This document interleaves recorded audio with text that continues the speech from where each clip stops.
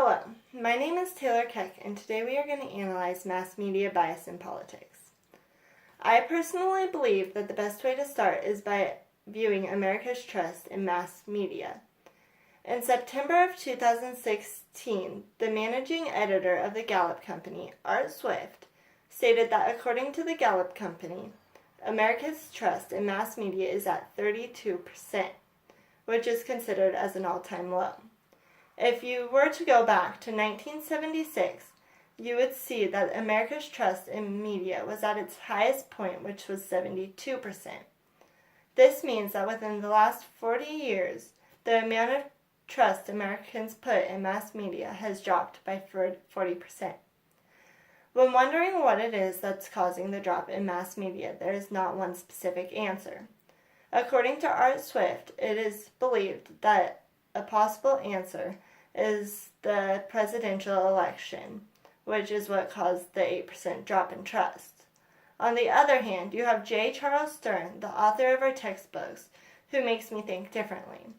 After reading Chapter 10, I know that the more media we have, the more media bias we will have.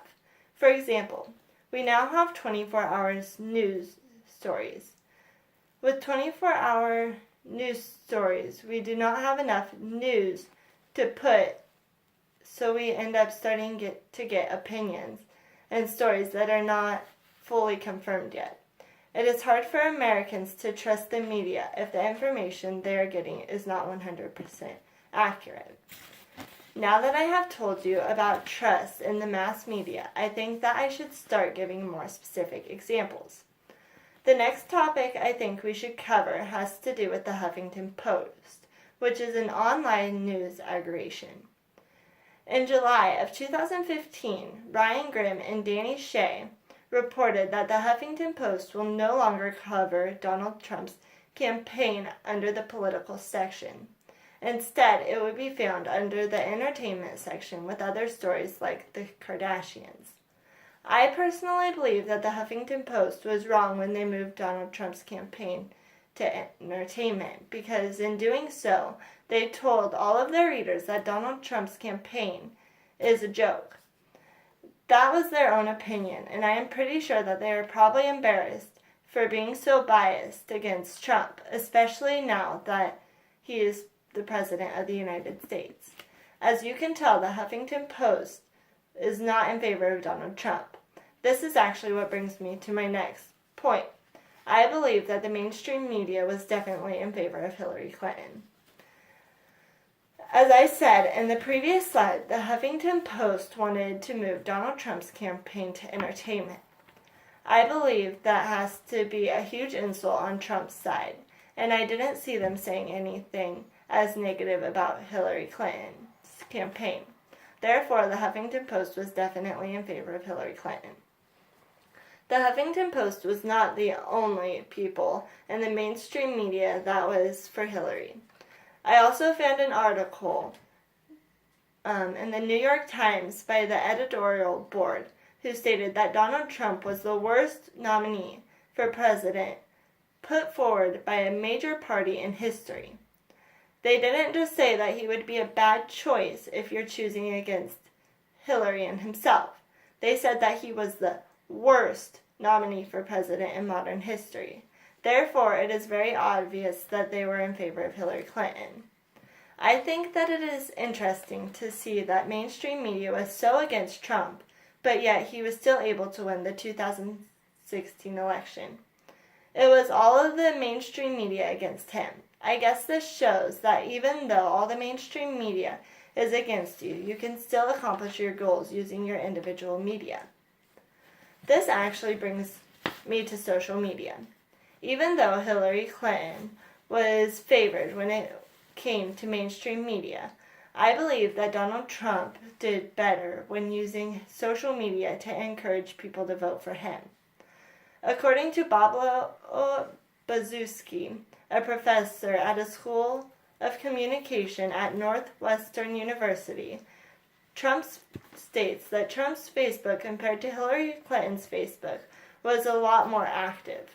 For example, Pablo reported that on a Friday morning, a post on Trump's Facebook page about the campaign appearance got 92,000 likes, 40,000 loves, and 29,000 shares.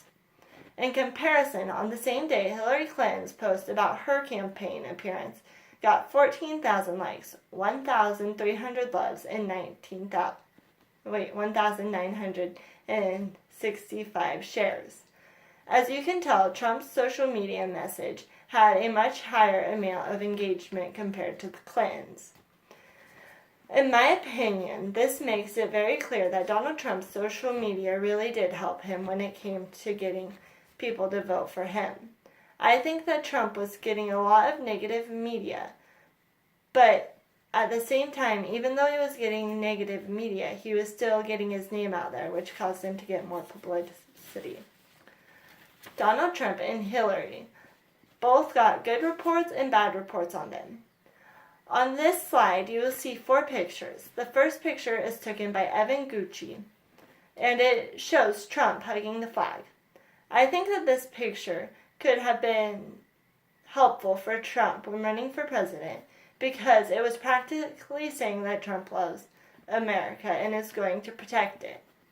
The picture beside the picture of Trump holding the flag probably hurt Trump in his run for presidency. This picture is of Trump making a person with disabilities. This picture was taken by an unknown photographer, but the picture was found in an article by Anna Maria Scusia in 2006. As you drop down to the second row, you will see a picture that was taken out of the video by Jeremy Moorhead and Alex Lee. This video shows Hillary Clinton meeting with one of her fans that is 103 years old. I think that this video helped Hillary in her run for candidacy because she was very caring when it came to talking to the elderly lady. Right beside that, you have a picture of Hillary Clinton glaring at someone or something. This picture was taken by an unknown source again. I believe that it hurt her more than helped her, knowing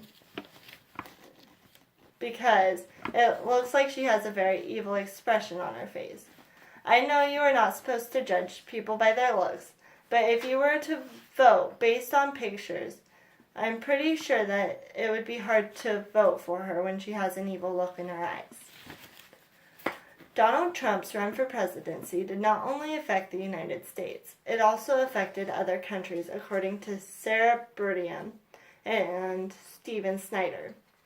Russia has been receiving positive feedback about the Americas now that Donald Trump is the president of the United States.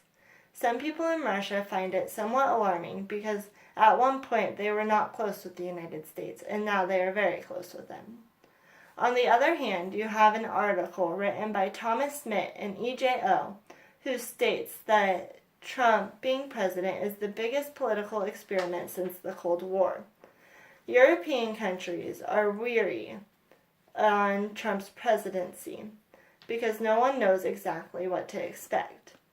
Magazines and other media sources report about how horrible the things Trump says is, along with the actions he does that are not acceptable. I personally believe, with everything that I've told you about, that the news media is a worthy pursuit. But it's only a worthy pursuit if you're talking about non-biased stuff, or you're telling us about things that are like 100% truthful. I feel that sometimes if what you are doing in the news media interests you enough and you think that it's something that will really interest you and is fun, then I would encourage you to go after it. I think that J. Charles Stern would agree with that as well, because in our textbooks, he told us about media bias and how it is not all that great, along with why certain jobs are better in the media fields than others. And with that, I thank you.